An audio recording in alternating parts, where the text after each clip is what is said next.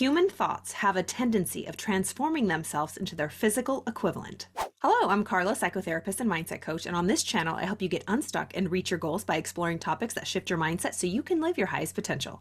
We are continuing the reading of The Science of Personal Achievement from Napoleon Hill. We are continuing the Burning Desire introduction, and this is the last portion. We're starting with friendly alliances, so let's dive in. One of the great miracles in human relations consists in the power of survival acquired by a friendly alliance with one or more other persons. My friendly alliance expanded to include the world's top achievers of the day. Each had a part in the creation of this philosophy. Thomas A. Edison was, without a doubt, the most interesting and the one from whom I probably received the most important aid during my 20 years of research. I mention Mr. Edison because of his great achievements despite his lack of extensive formal education. Mr. Edison had the quality which got me my opportunity with Andrew Carnegie, namely the habit of turning on more effort instead of quitting when the going was hard. I just read this quote the other day and I thought about myself and all of these videos I do and all of the content that I create and that I want to create, building this YouTube channel.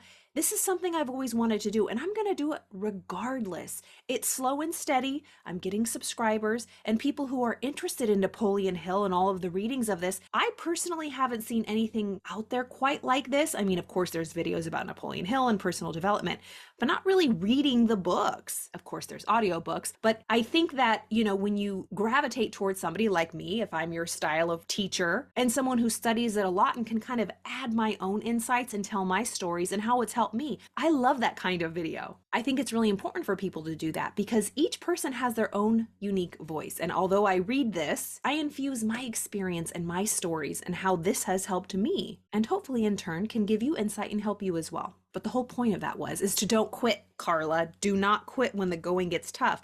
So he's saying that Mr. Edison had that quality of turning on more effort instead of quitting when the going was hard. So I was saying all that because I've been doing this for about 3 years. And instead of quitting, it's like make an even more structured schedule, Carla. Make 2 videos a week. Just sit down and film them, edit them, put them out. I mean, of course, I have another job and I'm really busy, but this is something I really want. So I'm going to turn up the effort towards these videos because it's something I really want instead of running away. So these are the types of things that I've learned from Napoleon Hill, who learned from Thomas Edison. So put in more effort instead of quitting when things got hard or when it looked like it wasn't going to happen. Just keep going. Before he perfected the modern incandescent electric light, he tried more than 10,000 different ideas, all of which failed to work. That was a definiteness of purpose without parallel in the history of humankind. It's so important to have a definiteness of purpose. I was watching this little clip. It was like a reel that was going around Instagram or TikTok. I think it was Instagram, of Oprah. I think it was either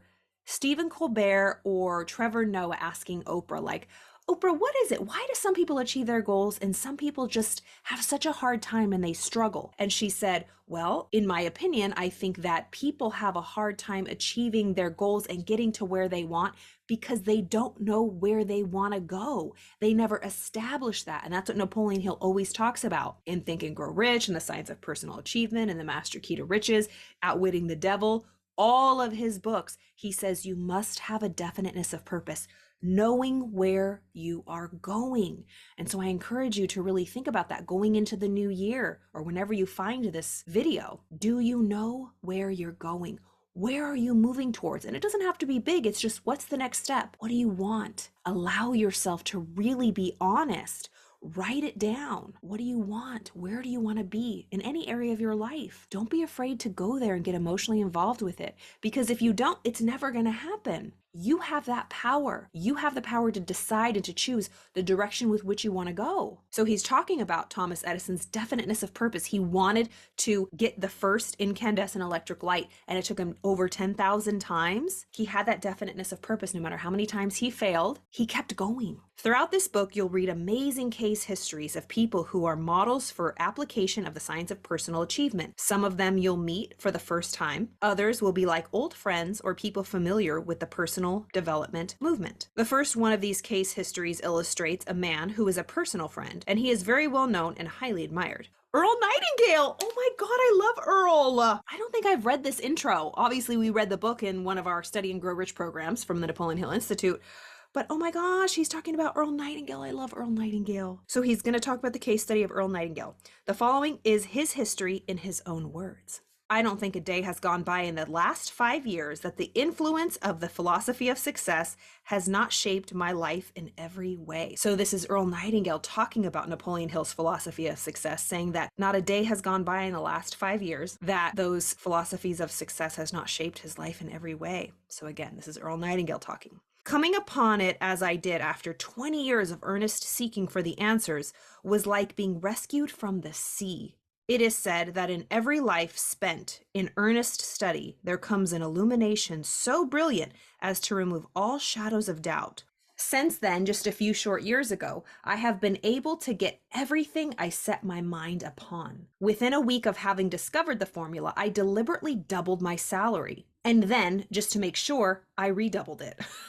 I have since come to take for granted such simple things. I have worked for 4 companies since that time, and I am well on the road toward my goal in life.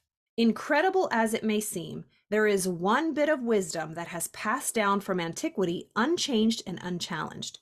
Great thinkers from time's very beginning have ordered it as if it were their own personal discovery, and so it was. We can read it 1,000 times and have it shouted in our faces, but for some strange, self-limiting reason, we can't discover it until we are ready to discover it. It is this: human thoughts have a tendency to transform themselves into their physical equivalent. What we think about, we bring about.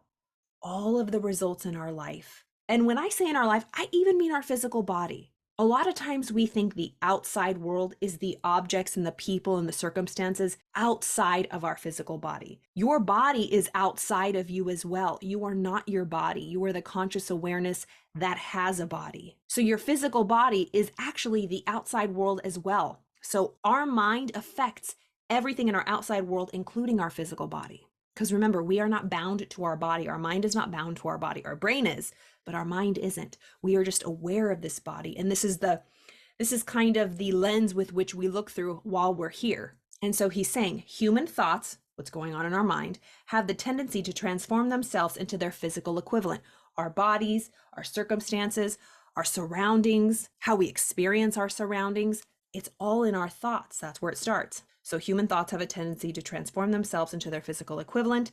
That's all, period. Not very shaking, is it? Earl Nightingale says. Just 12 words that will give me the creeps when I think of the power that they contain. Wow. So Napoleon Hill says, but that's not the end of the story. In fact, it's only the beginning. I have isolated 12 great riches of life. So before we examine the 17 principles, let's look at the first steps of your journey, one that involves self-understanding. Know thyself and you shall know the universe and all the gods. Really, it's an inside job. We must know ourselves. Personal development is about developing yourself personally. It's a very personal process. And honestly, I was just talking to one of my therapy clients about this, about personal development, about life coaches and all this. Of course, I do therapy and I coach as well, but they were just really discouraged, and they were saying, they've tried so many things and it hasn't worked. And one observation I've made is that this is really what happens. There is somebody very well-intentioned who figures something out for themselves and it works. For example, we were using a woman who uses dancing to manifest. She really moves her body, a very somatic integration to manifest and shift her frequency and her energy.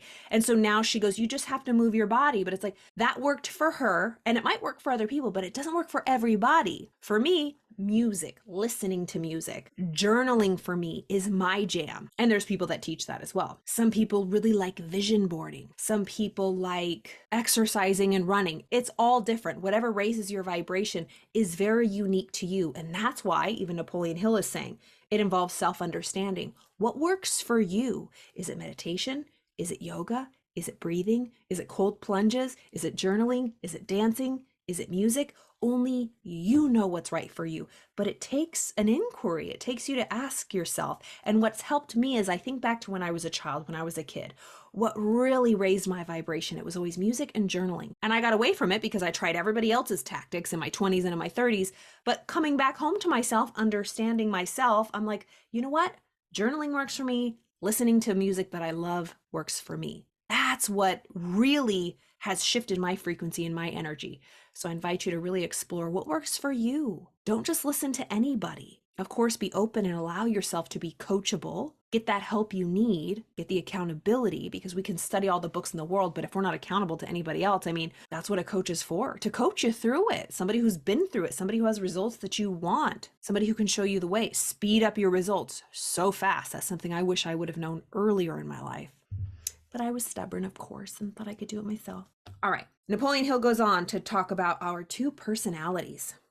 To properly understand the use of the success principles, which we shall discuss, it is first necessary to understand something about yourself. It is necessary to evaluate the riches you already possess, so the other riches may be intelligently added to your life. And to understand yourself, it is necessary to recognize that every person is a plural personality. Everyone consists of at least two different personalities.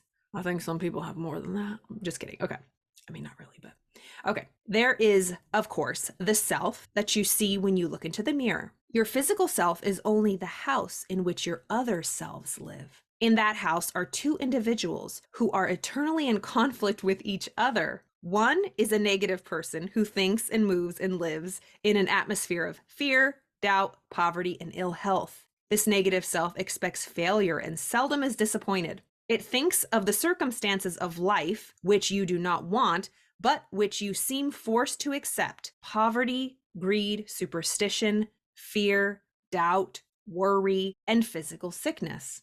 And your other self is a positive person who thinks in terms of opulence, sound health, love, and friendship, personal achievement, creative vision, service to others, and who guides you unerringly to the attainment of all of these blessings. It is this self alone that is capable of recognizing and appropriating the 12 great riches of life. It is the only self capable of receiving the master key to riches. If we are to be rich, if we are to attain positive things in this world, we have to start with a positive mental attitude. Really, let's soak that in. I can't hear this enough. If we are to be rich, if you are to be rich, if you are to attain positive things in this world, you have to start with a positive mental attitude. Napoleon goes on to say, I am speaking of material riches, of course, but I am not speaking of material riches alone. It is my hope and my purpose to share with you the knowledge by which you may acquire all riches through the expression of your own personal initiative. Enduring riches consist of many other values than material things. And may I add that without these other intangible values, the possession of money cannot possibly bring the happiness which some believe it will provide. Whenever I speak of riches, I have in mind the greater riches, whose possessors have made life pay off on their own terms, the terms of full and complete happiness. Again, I was just talking to somebody about this today. The life that you want, the way you would like your health to be, mental, physical, emotional, the way you would like your career and your work to be, the service you provide, all of those things, how you see your life, how you want your life. It takes diligent planning and focus. When you are locked in and when you're focused, I mean inside, you start connecting with ideas, creative ideas, to take inspired action, not spinning your wheels, being busy, busy, busy, doing everything else, squirrel, always, flashing to the new, easiest, best, quick hack, but truly deciding what you want. Because if you knew what you wanted, you would not be lured in and easily persuaded to do the next hot trend. What is it you really want? Everything that I listed, how you want to see your life in all areas, I think we highly underestimate what it truly, truly takes. Sure, we see people all over social media that have success, that have money, that are on jets, all this stuff, but are they truly happy? I've personally been there. I've been in the most beautiful waters in the Mexican Riviera and been miserable. And that's when it really hits you. I mean, you hear these people all the time, like, money doesn't buy happiness. I mean, I hate when people say that because it's a lot easier to be sad and depressed with money than it is without. So I don't really go there, but I do want opulence and beauty and wealth and riches and all of these things. I want that. That's something that I've decided that I want. But am I going to get there and be truly happy living from the inside out? Or is that going to be like a means to an end? I get there, I have all this stuff, but I'm not truly happy with it. I'm not connected with myself. That would be such a nightmare. We see people all the time jumping off buildings, killing themselves, doing drugs, and filling their body with poisons. They're not even present to their life. So Napoleon Hill is talking about these riches, the greater riches, the intangible riches, that when we really possess that, when we really know the true riches inside, can we enjoy the riches without? So when he speaks of these greater riches, it's the people who have made life pay on their own terms, the terms of full and complete happiness. I call these the 12 great riches of life, and it is my sincere desire to share them with all who will prepare themselves to receive them. You may wonder about my willingness to share, so let me tell you that the master key to riches enables its possessors to add to their own store of riches everything of value that they share with others. This is one of the strangest facts of life that you must recognize and respect if you hope to become really rich in this world. So he's saying, let me tell you that the master key to riches enables its possessors, the people who have the master key to riches, to add to their own, so they add to their own riches and everything of value when they share with others. So it says, this is one of the strangest facts of life that you must recognize and respect if you hope to become really rich in this world. So he's saying that those that give generously receive the most riches. Those that hold back and they hoard, more is taken from them. I think that says somewhere in the Bible, like, those that have will be given more, those that don't have will be taken, everything will be taken from them. It's like the universal law. You get what you give. Be generous and you will be rewarded generously from the right motives. All right, this is the last section of The Burning Desire, the intro to this book, The Science of Personal Achievement. 12 Great Riches of Life. A positive mental attitude is the first of the 12 great riches, the starting point of all riches, whether riches of material nature or intangible riches.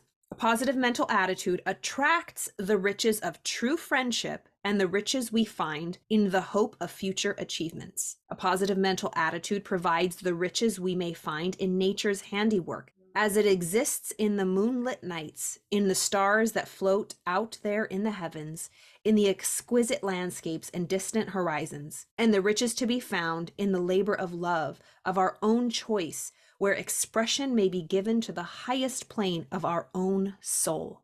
And the riches of harmony in home relationships, where all members of the family work together in the spirit of friendly cooperation. And the riches of sound physical health, which is the treasure of those who have learned to balance work with play.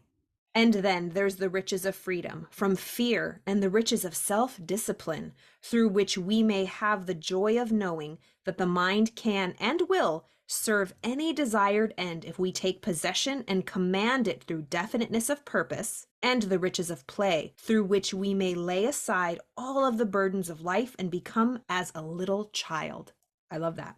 And the riches of discovery of our other self, the self that knows no such reality as permanent failure, and the riches of faith in infinite intelligence, of which every individual is a minute part, and the riches of meditation, the connecting link by which we may draw upon the great universal supply of infinite intelligence at will. Wow. I mean, gosh, Napoleon Hill was one of the most amazing writers. He was so connected. He really knew what riches were. So whenever I read Think and Grow Rich, it's like, wow, think and grow rich, not just rich in money, cash money. It's like health, relationships, self-discipline, faith, nature, abundance of like experiences of this world. It's so amazing. These and all other riches begin with a positive mental attitude. So it's easy to see that a positive mental attitude is, without question, the greatest of all of the 12 riches of life. You hold the master key to these riches in your hand. The key consists of the 17 principles you're about to embrace. In the next chapter, we examine Principle 1, definiteness of purpose. You'll discover what it is and how to use it to achieve whatever your burning desire is in life.